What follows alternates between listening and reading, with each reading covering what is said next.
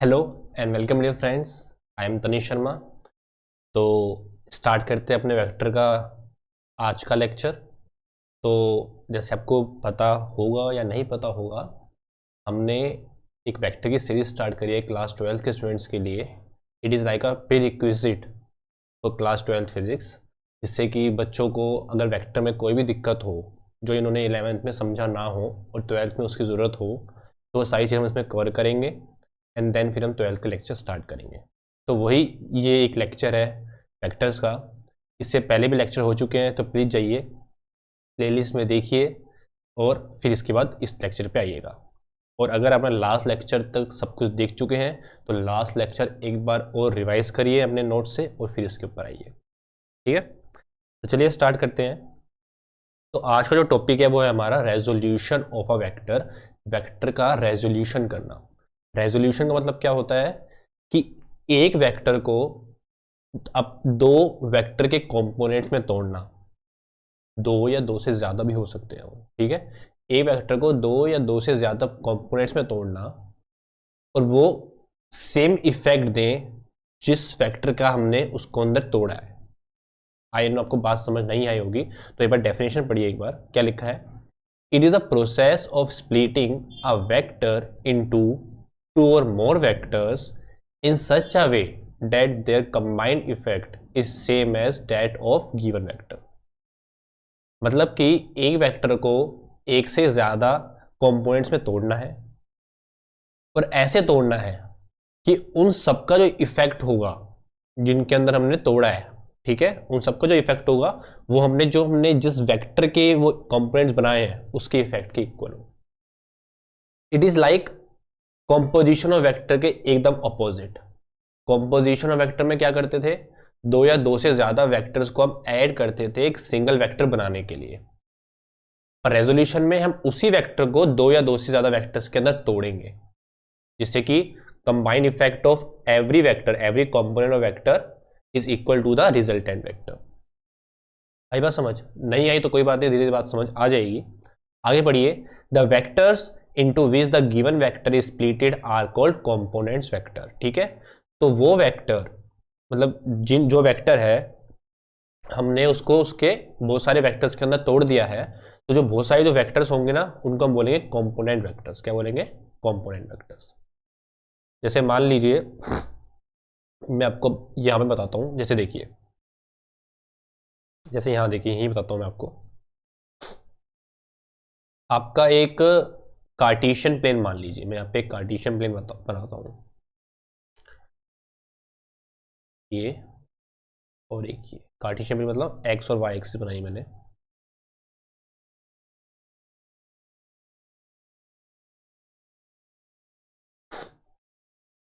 ये x axis है, ये वाई एक्सिस है।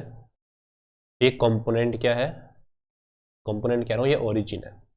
तो मान लीजिए एक वेक्टर है जो हमने ऐसे दिखा रखा है, ठीक है। इस वेक्टर का नाम कुछ भी हो सकता है, ठीक है। मान लीजिए इसका वेक्टर है, इस वेक्टर का नाम है आर। क्या है? आर। ये हमें वेक्टर गिवन है, बट हमें इसके कंपोनेंट्स पता लगाने हैं। तो कंपोनेंट्स हम किसी भी डायरेक्शन में पता लगा सकते हैं, कोई दिक्कत नहीं है। बट हम मेनली यहाँ पे हम क्या करेंगे, हम हर एक वेक्टर के कंपोनेंट एक्स एक्सिस और वाई एक्सिस के कंपोनेंट्स में निकालेंगे। ठीक है, निकालने को मैं इस डायरेक्शन में से कंपोनेंट निकाल सकता हूँ, इस डायरेक्शन में से कंपोनेंट निकाल सकता हूँ, बट हम मेनली कहाँ निकालेंगे? अलोंग एक्स एक्सिस और अलोंग वाई एक्सिस। तो इस वेक्टर का जो कंपोनेंट होगा अलोंग एक्स एक्सिस वो ऐसे कुछ होगा और उसका मैं नाम दे दूंगा आर एक्स। एक्स मतलब एक्स कंपोनेंट, और इसका वाई एक्सिस क्या लूंगा, यहाँ पे क्या दे दूंगा उसका नाम मैं आर वाई। यही बात समझ?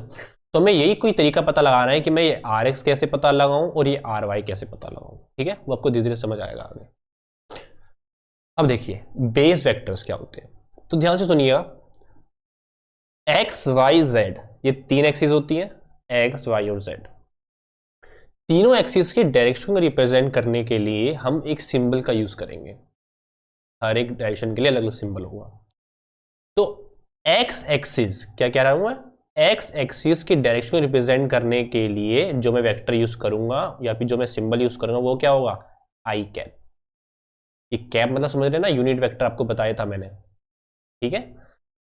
वाई एक्सिस के लोग जो होगा उसको क्या बोलूंगा मैं, जे कैप। जो जेड एक्सिस के लोग उसको मैं क्या बोलूंगा, के कैप। मतलब कि ध्यान से देखिएगा, अगर मान लीजिए आपके पास ये कार्टेशियन प्लेन है और यहाँ पे एक वेक्टर है ये, इसका नाम है आर। आई बात समझ, इसका नाम है आर वेक्टर।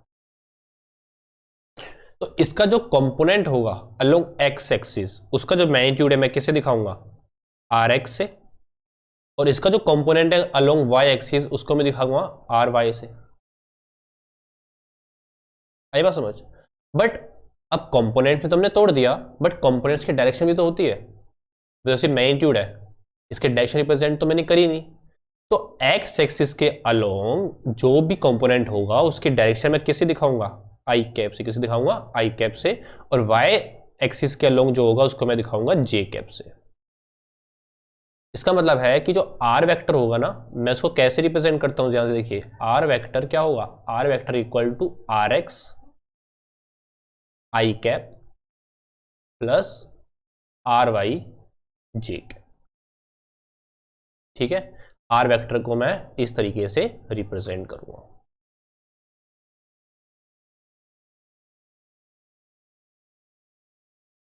थोड़ी थोड़ी बातें आपको शायद समझ आ रही होंगी, आइए बस समझ। तो सुंदर से बॉक्स के अंदर रखा देते हैं। अच्छा, अगर मान लीजिए आर वेक्टर ये जो है 3D वेक्टर होता है, 3D मतलब इसके अंदर जेड एक्सिस भी हो, तो हम क्या करते हैं, आर वेक्टर कैसे दिखाते हैं, आर वेक्टर इक्वल टू क्या होता है, R X I cap plus R Y J cap plus क्या निकालते हैं उसको हम क्या कहते हैं, आर जेड के कैप। तो हमको वही समझना है कि आर एक्स और ये आर वाई हमें कैसे निकाले, हम क्या तरीका यूज करें कि हमारे पास आर एक्स भी आ जाए और आर वाई भी आ जाए। समझ रहे हो। चलिए आगे बढ़ते हैं। अब देखिए, यहां पे मैं समझाऊंगा आपको कि जो आर एक्स आर वाई था उसको कैसे निकालते हैं। यहां वेक्टर का नाम ए वेक्टर दे रखा है, तो मान लीजिए इसका जो अलोंग एक्स एक्सिस जो होगा वो कंपोनेंट होगा, उसको मैं दिखाऊंगा ए एक्स से। और जो अलोंग वाई एक्सिस होगा उसको भी दिखाऊंगा ए वाई से, ठीक है। तो देखिए ध्यान से, ए एक्स आई कैप लिखना चाहिए मुझे, ए एक्स आई कैप और ए वाई जे कैप। तो ए एक्स देखिए ध्यान से, ए एक्स क्या होगा, A X A X equal to, हमको जो वेक्टर दे रखा होगा ना, उस वेक्टर का हमने किसी ना किसी एक्सिस के साथ एंगल बना रखा होगा, या तो एक्स एक्सिस के साथ या तो वाई एक्सिस के साथ, किसी के साथ भी एंगल हो सकता है।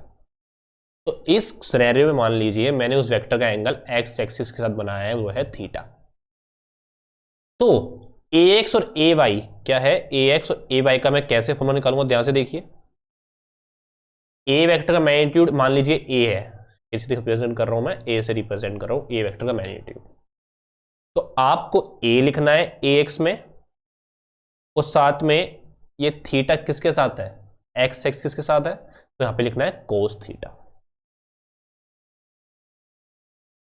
ध्यान से देखिए, मैं जो कंपोनेंट पता लगाऊंगा अगर उसके साथ ही थीटा बन रहा होगा तो मैं कोस लगाऊंगा साथ में। और मुझे ए वाई पता लगाना है, उसके साथ तो थीटा बन नहीं रहा है, तो मैं उसके साथ क्या लगाऊंगा, साइन थीटा। क्या लगाएगा यहां पे, ए साइन थीटा। आई बात समझ। मतलब कि जिस कंपोनेंट को हमको पता लगाना है उसके साथ अगर एंगल बन रहा है तो कोस लगा दो, वरना क्या लगा दो, साइन लगा दो। आई बात समझ। इसको हम प्रूफ करते हैं, देखिए यहां पे ए वेक्टर को मैं कैसे रिप्रेजेंट करता हूं, ए वेक्टर को रिप्रेजेंट कर सकता हूं मैं अब ए एक्स आई कैप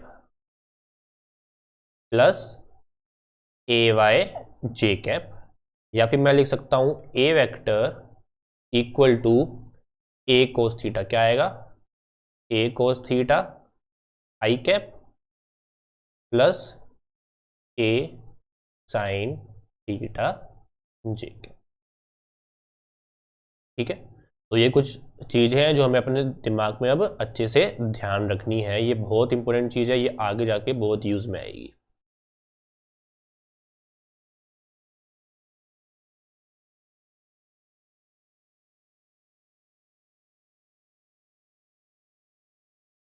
ठीक है, इसको ध्यान रखिएगा।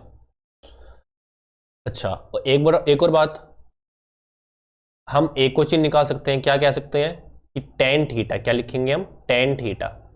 टेन थीटा रखिए, क्या होगा, टेन थीटा होगा ए वाई अपॉन ए एक्स। क्या होगा, ए वाई अपॉन ए एक्स। तो ये कुछ फॉर्मूले हैं जो आपको अच्छे से ध्यान रखना है। कैसे आएगा, इन दोनों को डिवाइड कर दीजिए, sine by cos. Sine by cos क्या होता है, टेन, ए से ए कटेगा और यहाँ पे क्या आ जाएगा, ए वाई अपॉन ए एक्स आ जाएगा। चलिए, अब मेरे पास एक वेक्टर है आर वेक्टर, और इसको हमने एक्स वाई जेड मतलब उसे कंपोनेंट्स में तोड़ रखा है, तीनों कंपोनेंट में। अच्छा, जेड कंपोनेंट में कैसे तोड़े, उससे हमारी जरूरत आएगी नहीं, हमेशा हम एक्स और वाई एक्सिस में ही काम करेंगे। ठीक है, बट अगर कोई वेक्टर आपको ऐसे रिप्रेजेंट कर रखा है, X I cap plus Y J cap plus Z की कैप, और आपको ये पूछ लिया बताओ ये क्या है, इसका मतलब क्या होता है बताइए। हमने लास्ट लेक्चर में या उससे पहले लेक्चर में इसको समझ रखा है अच्छे से। ये मतलब होता है मैग्नीट्यूड, उसी वेक्टर का मैग्नीट्यूड। तो ये कैसे गिवन होगा, कुछ नहीं करना आपको, आपको क्या लगाना है, आपको ये लगाना है अंडर रूट। क्या लगाना है, अंडर रूट। पहले अंडर रूट को भी अच्छे से बनाते हैं, वरना यहाँ पे थोड़ा दिक्कत हो जाएगी। देखिए अंडर रूट कैसे बनाएंगे हम, ऐसे, फिर ऐसे, फिर कैसे प्रेजेंट करेंगे, एक्स का स्क्वायर प्लस वाई का स्क्वायर प्लस जेड का स्क्वायर। ठीक है, ऐसे हम हर एक वेक्टर का मैग्नीट्यूड रिप्रेजेंट कर सकते हैं। अगर मान लीजिए वेक्टर में सिर्फ आई कैप और जे कैप है, जेड कैप है ही नहीं, तो क्या करोगे आप, X square plus Y square, simple, X square plus Y square का अंडर रूट। अच्छा, आर कैप निकालना है, यूनिट वेक्टर, आर वेक्टर का यूनिट वेक्टर निकालना है। तो ध्यान से सोचिए, मैंने यूनिट वेक्टर का एक बहुत इंपॉर्टेंट फॉर्मूला आपको बताया था, वो क्या था कि R cap equal to R vector upon में आर वेक्टर का मैग्नीट्यूड। आपको याद हो अच्छे से, तो यही बताया था मैंने आपको। तो आर वेक्टर क्या है, आर वेक्टर क्या होता है, X I cap plus Y J cap plus Z K cap. ठीक है, इसको हमने डिवाइड कर दिया किससे, under root of X square plus Y square plus Z square. देखिए ये एक क्वांटिटी आएगी, सिंगल क्वांटिटी, कोई नंबर आएगा, उसको आप एक्स से इंडिविजुअल डिवाइड कर दीजिएगा आई कैप, प्लस वाई से अलग से डिवाइड कर दीजिएगा जे कैप, प्लस जेड से अलग से डिवाइड कर देना के कैप, वो ये बन जाएगा। क्वेश्चन करेंगे तो आपको अच्छे से समझ आ जाएगा। ठीक है, आगे तो अभी के लिए ये दोनों फॉर्मूले आप अच्छे से याद रखना। चलिए अब एक क्वेश्चन करते हैं। क्वेश्चन दे रखा है आपको, फाइंड ए बी वेक्टर, अगर ए ये है और बी ये है। ठीक है, तो क्वेश्चन में सिंपल सी बात है, अगर पहले आप पॉज करके खुद ट्राई करिए, नहीं समझ आएगा तो वापस आइए। तो देखिए आपको बताना है ए बी वेक्टर क्या होगा, ए बी वेक्टर। तो ध्यान रखिएगा, मैंने आपको पोजीशन और डिस्प्लेसमेंट वेक्टर के टाइम पे ऐसे कुछ बताया था कि किसी वेक्टर, अगर ए बी वेक्टर दे रखा है, ये क्या है, ये एक डिस्प्लेसमेंट वेक्टर है। हर एक डिस्प्लेसमेंट वेक्टर को मैं पोजीशन वेक्टर के टर्म्स में रिप्रेजेंट कर सकता हूं। कैसे कर सकता हूं, ए बी वेक्टर कैसे दिखाऊंगा मैं, O B vector minus O ए वेक्टर। मतलब कि जो बाद में आ रहा है ना ए बी, उसको पहले लिखना है ओ, और जो फिर फर्स्ट आ रहा है उसको बाद में लिखना है ए, और सामने ओ लगाना है, ओ मतलब ओरिजिन। तो जो आपको ए दे रखा है ना, ए मतलब है आपको ओ ए दे रखा है, तो वो गिवन क्या है, गिवन है आपको ओ ए वेक्टर। क्या गिवन है आपको, ओ ए वेक्टर। और ओ ए वेक्टर क्या दे रखा है आपको, 4 3 4। इसका मतलब क्या है, जैसे देखिए 4 3 4 मतलब है 4 आई कैप प्लस 3 जे कैप प्लस 4 के कैप। और आपको बी दे रखा है, बी मतलब क्या है, ओ बी वेक्टर होता है। तो ओ बी वेक्टर आपको क्या दे रखा है, 2 5 0 मतलब 2 आई कैप प्लस 3 जे कैप, सॉरी 3 नहीं 5, 2 आई कैप प्लस 5 जे कैप प्लस 0 के कैप। 0 के कैप लिखो लिखो एक ही बात है। तो आपको अब ए बी वेक्टर पता लगाना है। तो ए वेक्टर क्या होगा, जैसे देखिएगा, ओ बी वेक्टर क्या है, 2 आई कैप प्लस 5 जे कैप,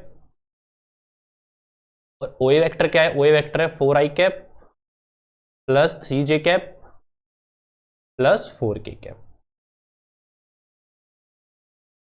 तो यहाँ ब्रैकेट खोलेंगे तो क्या आएगा, 2i cap plus 5j cap minus 4i cap minus 3j cap minus 4k cap. देखिए क्या आएगा, आई कैप यहाँ पे, आई कैप यहाँ पे, 2 माइनस 4 कितना हो जाएगा, -2i कैप, 5 माइनस 3 क्या आ जाएगा, +2j कैप और -4k कैप, -4k कैप ही रहेगा। तो ये आपका क्या आ जाएगा, ए बी वेक्टर आ जाएगा। ठीक है, तो इस तरीके से वाला क्वेश्चन हम सॉल्व करेंगे। आई होप आपको अच्छे से समझ आया होगा। चलिए आगे बढ़ते हैं। Find the unit vector parallel to the resultant of the vector this and this. देखिए कितना अच्छा क्वेश्चन है। पहले गिवन लिख लीजिए, हर एक क्वेश्चन में आपको क्या करिएगा, जो भी दे रखा हो गिवन लिखिए, जो पता लगाना है उसको लिखिए। तो आपको ए वेक्टर दे रखा है, ए वेक्टर क्या है आपका, 2i cap plus 3j cap plus 4k cap. और बी वेक्टर आपको दे रखा है, क्या है B vector, 3i cap minus 5j cap. और पता क्या लगाना है, पहले ध्यान से क्वेश्चन पढ़िए। Find the unit vector parallel to the resultant of the vector. देखिए सबसे पहले ये वर्ड पता लगाना है, resultant of the vectors A और बी। तो मुझे पूरा क्वेश्चन समझ नहीं आ रहा, कोई दिक्कत नहीं है, पर मुझे ये तो समझ आ गया मुझे रिजल्टेंट निकालना है ए और बी का, निकाल लीजिए। तो ए और बी का रिजल्टेंट को मैंने बोल दिया आर वेक्टर, क्या बोल दिया, आर वेक्टर। तो आर वेक्टर कैसे होगा, ए और बी का रिजल्टेंट कैसे दिखाऊंगा मैं, ए वेक्टर प्लस में बी वेक्टर। ए वेक्टर क्या है, 2i cap plus 3j cap plus 4k cap, plus में बी वेक्टर क्या है, 3i cap minus 5j cap.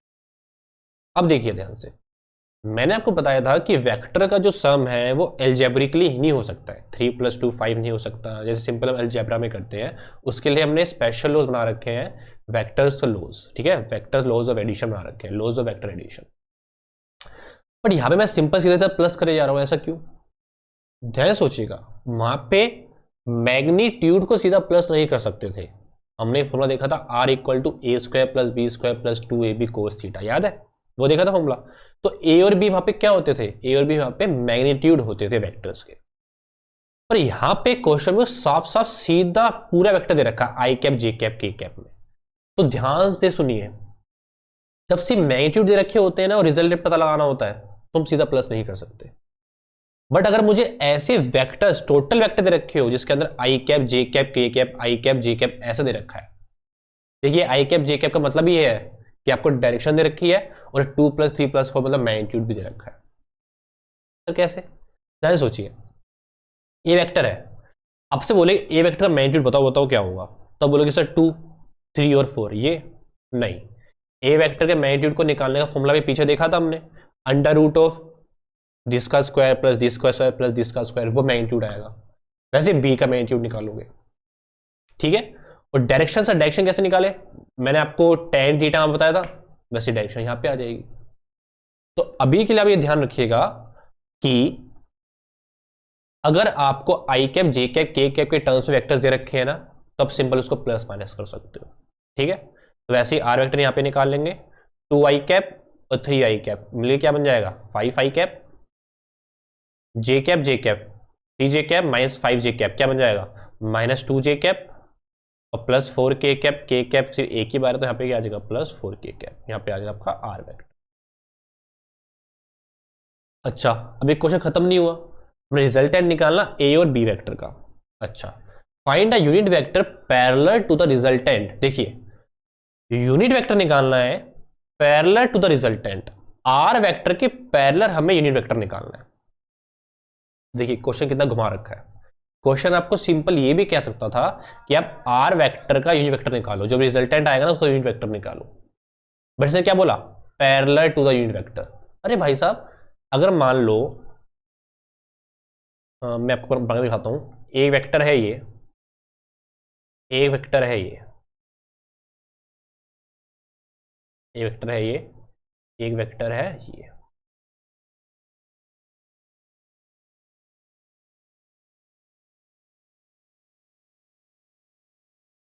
ये दोनों वेक्टर का जो लेंथ है वो सेम है, मतलब मैग्नीट्यूड सेम है। और ध्यान से देखोगे तो दोनों सेम डायरेक्शन में है। मैंने आपको बताया था सेम डायरेक्शन होने के लिए सेम लाइन पे होना जरूरी नहीं है, पैरेलल होंगे, एरो सेम डायरेक्शन में होगा तो एरो सेम डायरेक्शन में होगा तो वो भी सेम डायरेक्शन में होंगे, तो इनका मैग्नीट्यूड भी सेम है, डायरेक्शन भी सेम है। तो ये दोनों वेक्टर डिफरेंट है क्या? नहीं, ये दोनों वेक्टर क्या है? सेम वेक्टर को रिप्रेजेंट कर रहे हैं दोनों वेक्टर। तो यहां बोला है यूनिट वेक्टर पता लगाओ parallel to the resultant of vector this, R vector के पैरेलल पता लगाओ यूनिट वेक्टर। तो आर वेक्टर का मान लो ये है, आर वेक्टर नहीं है, आर वेक्टर का यूनिट वेक्टर मान लो आर कैप है ये, उसके पैरेलल यूनिट वेक्टर पता लगाओ। अरे भाई साहब ये दोनों पैरेलल है, यूनिट वेक्टर पता लगाना है तो ये भी यूनिट वेक्टर है, तो यूनिट वेक्टर को यहां पे पता लगाना है, दोनों मैग्नीट्यूड सेम है और डायरेक्शन भी सेम है। तो अब आर कैप पता लगा लो ना, सिंपल आर कैप पता लगा लो, दोनों सेम होते हैं तो ये पता लग जाएगा। तो यहाँ पे क्वेश्चन में मतलब क्या है, हमें आर कैप ही निकालना है। क्या निकालना है? आर कैप निकालना है। तो देखिए आर कैप कैसे निकालेंगे, अभी बताया था मैंने आपको, जब भी आपको कोई वेक्टर दे रखा हो और उसका आपको कैप निकालना हो तो फॉर्मूला हमने देखा था यहाँ पे देखिए क्या होगा, आर कैप क्या होगा, आर कैप होगा आर वेक्टर अपॉन में आर वेक्टर का मैग्नीट्यूड। तो देखिए तो पहले हम आर वेक्टर का मैग्नीट्यूड निकाल लेते हैं। आर वेक्टर मैग्नीट्यूड क्या होगा, अंडर रूट ऑफ, क्या होगा, अंडर रूट ऑफ 5 का स्क्वायर प्लस -2 का स्क्वायर प्लस क्या आएगा 4 का स्क्वायर। ध्यान रखिए मैग्नीट्यूड कभी नेगेटिव नहीं आएगा वेक्टर का, बहुत इंपॉर्टेंट बात है ये, किसी वेक्टर का मैग्नीट्यूड नेगेटिव नहीं आ सकता। तो 5 5 जे क्या हो जाएगा 25, 2 2 जे क्या हो जाएगा 4, और 4 4 जे क्या हो जाएगा 16। ठीक है, तो 16 किसमें 4 कितना हो जाएगा यहाँ पे आपका 20 प्लस 25 कितना हो जाएगा अंडर रूट ऑफ 45। ठीक है, अंडर रूट ऑफ 45 कैसे निकालेंगे हम, 5 क्या निकाल सकते हैं हम, 5 9 जा 45 होता है। ठीक है, तो 9 स्क्वायर रूट से बाहर आएगा तो क्या बन जाएगा 3√5, क्या बन जाएगा 3√5। तो आर वेक्टर का जो मैग्नीट्यूड आएगा वो 3√5 आ गया। तो अगर आपको आर कैप पता लगाना है तो आर कैप क्या होगा, आर वेक्टर अपॉन में R vector magnitude, R vector क्या है 5 आई कैप, इसको मैं नेक्स्ट पेज पे करता हूँ तो अच्छे से समझ आएगा आपको। यहाँ देख लेते हैं 5 I cap -2 J cap plus 4 के कैप। तो देखिए आर कैप क्या होगा 5 आई कैप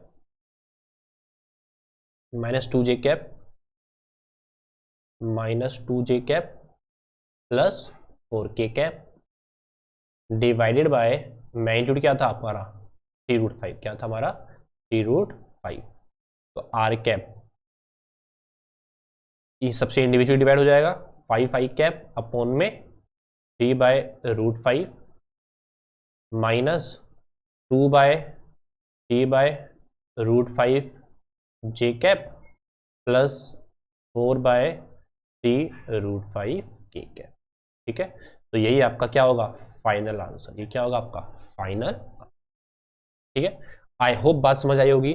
मैं दोबारा बताता हूं, unit vector parallel to a resultant of vector, जब भी ऐसा लिखा हो तो आप रिजल्टेंट ऑफ वेक्टर का यूनिट वेक्टर पता लगाइए, आर वेक्टर का यूनिट वेक्टर पता लगाइए, दोनों बात सेम होती है। ठीक है, आई होप आपको बात समझ आई होगी। चलिए आगे बढ़ते हैं, अगला है question, a vector x when added to the resultant of the vector a vector b vector gives a unit vector along y axis, find the vector s। देखो कितना घुमा फिरा के बात बोल रखी है। कोई नहीं, हम अपने क्वेश्चन को छोटे छोटे पार्ट पे तोड़ेंगे, छोटे छोटे पार्ट का आंसर पता लगाएंगे और फिर उसको कंबाइन करके बड़ा आंसर बता देंगे जो फाइनल आंसर होगा। तो देखिए क्या लिखा है, अरे गिवन लिख लीजिए, आपको ए वेक्टर, कोई ए वेक्टर को दे रखा है, क्या है 3 आई कैप, देखिए यहाँ पे कैप लिखा नहीं, पर ये 3 आई कैप ही है, मैं लिख देता हूँ 3 आई कैप -5 जे कैप प्लस 7 के कैप, पहले ये लिख लिया। अच्छा कोई बी वेक्टर नाम से भी दे रखा है आपको, बी वेक्टर क्या है 2 आई कैप प्लस 4 जे कैप, ये 41 नहीं है, ये 4 जे है, ध्यान रखिएगा 4 जे -3 के कैप। आई बात समझ, ये आपको ये भी वेक्टर दे रखा है। अब क्वेश्चन दोबारा पढ़ते हैं, क्या लिखा है, a vector X when added to the resultant of the vectors, मतलब ए और बी का रिजल्टेंट के लिए कुछ बोल रहा है, तो पहले रिजल्टेंट पता ही लगा लेते हैं। तो देखिए आर वेक्टर कैसे निकालोगे, रिजल्टेंट आर वेक्टर बोल दिया हमने, क्या निकालोगे आप, ए वेक्टर प्लस बी वेक्टर, ठीक है। तो आर वेक्टर इन दोनों का प्लस करके लिखोगे, ठीक है, मैं बीच में स्टेप लिख नहीं रहा हूँ, सीधा प्लस कर रहा हूँ। 2 + 3 कितना हो जाएगा, 5 आई कैप,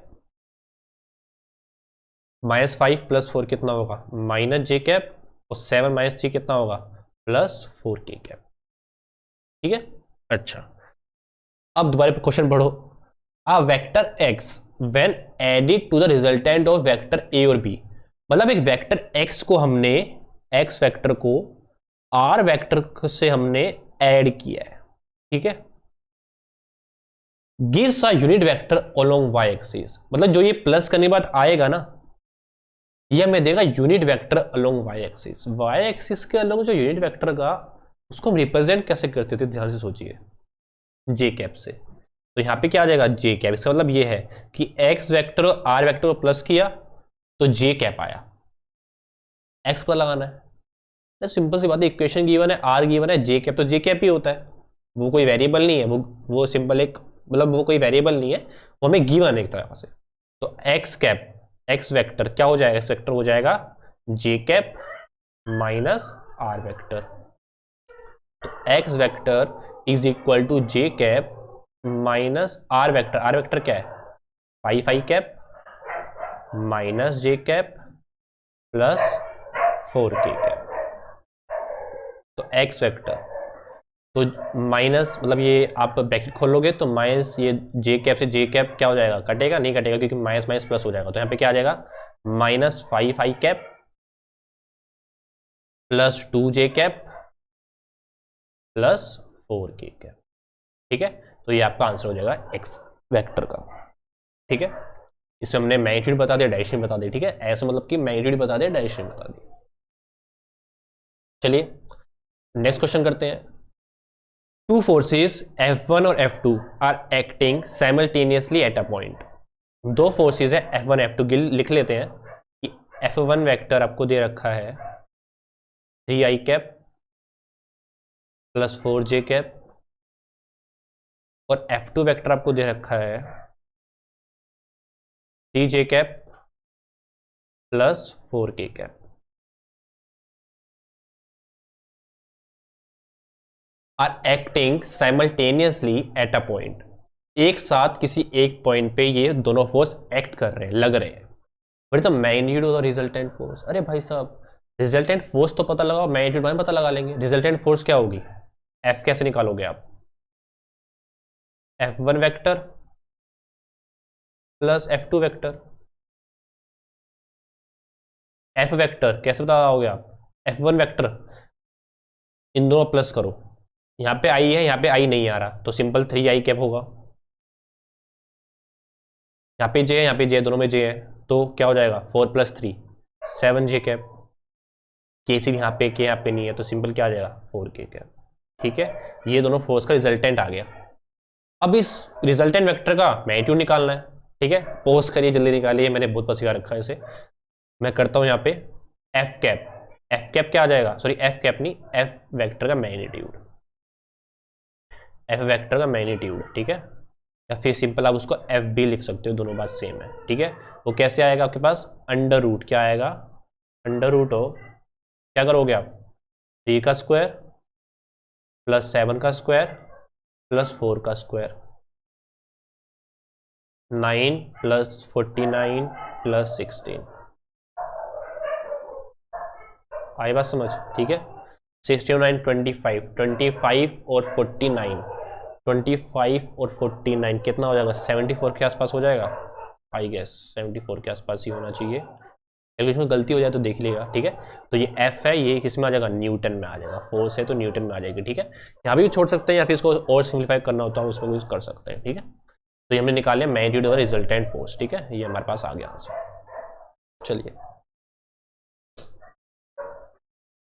चलिए तो आज का लेक्चर यहीं तक था, ठीक है। एक बार देख लेता हूँ मैं, सारे के सारे नोट्स यहीं तक है, हाँ आज का लेक्चर यहीं तक था।